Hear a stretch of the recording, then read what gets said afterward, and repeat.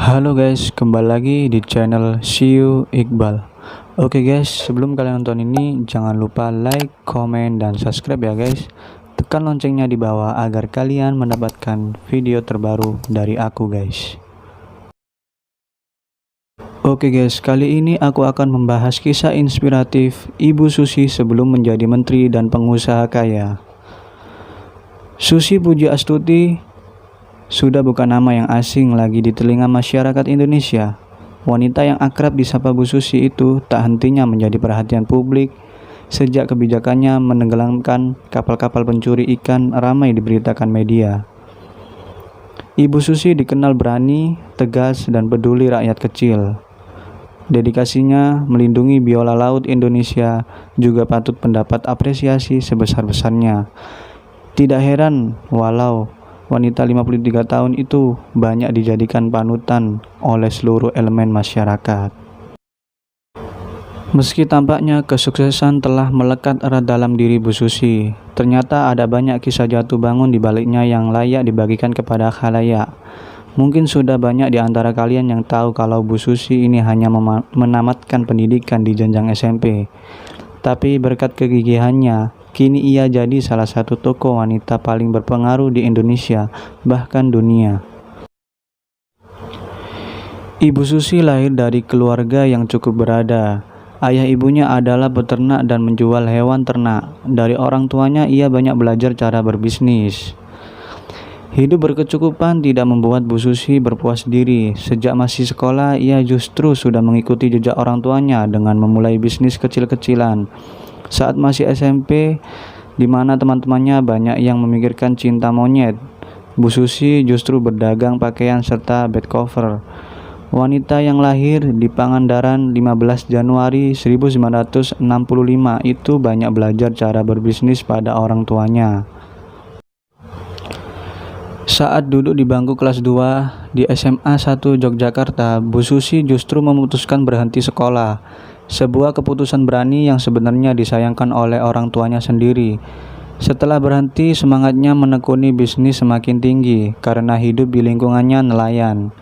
Bu Susi pun memutuskan berjualan ikan. Ia membeli ikan dari tempat pelelangan dan menjualnya kembali.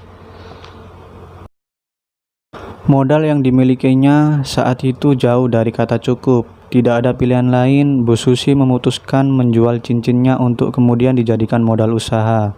Perhiasan itu terjual 750.000, yang mana langsung ia pakai kembali membeli ikan dan hasil laut langsung dari pelelangan. Untuk pemasarannya, Bu Susi menawarkan sendiri ke resto-resto di Pangandaran. Awalnya tidak semua pemilik resto percaya ikan Bu Susi bagus. Meski begitu, ia tetap konsisten menawarkan dan memilih ikan berkualitas tinggi.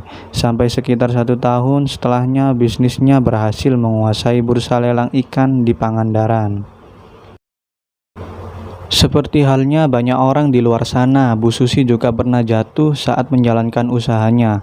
Alih-alih menyerah, ia justru putar otak memikirkan solusinya. Semakin tinggi pohon, semakin kencang pula anginnya. Perumpamaan ini cocok disematkan pada Ibu Susi kala itu. Niatnya merambah bisnis ke mancanegara harus terhalang jarak dan dana. Saat itu permintaan lobster dari luar negeri sedang tinggi-tingginya, tapi Bu Susi belum memiliki transportasi memadai untuk mendistribusikan lobsternya ke konsumen mancanegara. Kalau pakai kapal, ia khawatir kualitas lobsternya jadi tidak segar.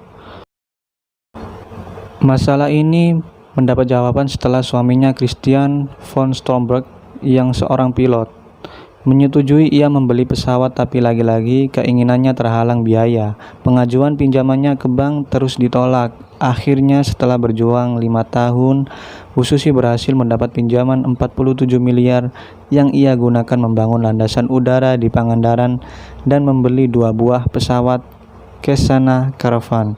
Sejak itu bisnisnya semakin berkembang secara global.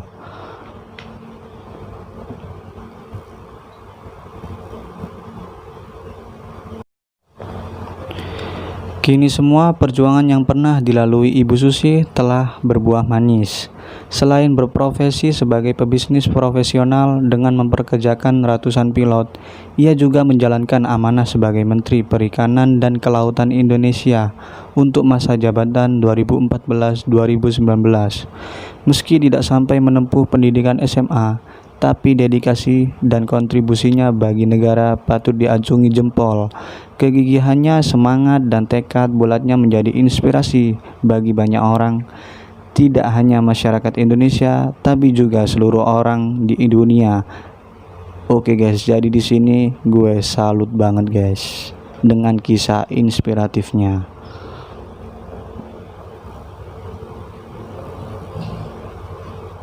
Oke guys, terima kasih buat kalian yang sudah menonton dan mendengarkan kisahnya. Thank you.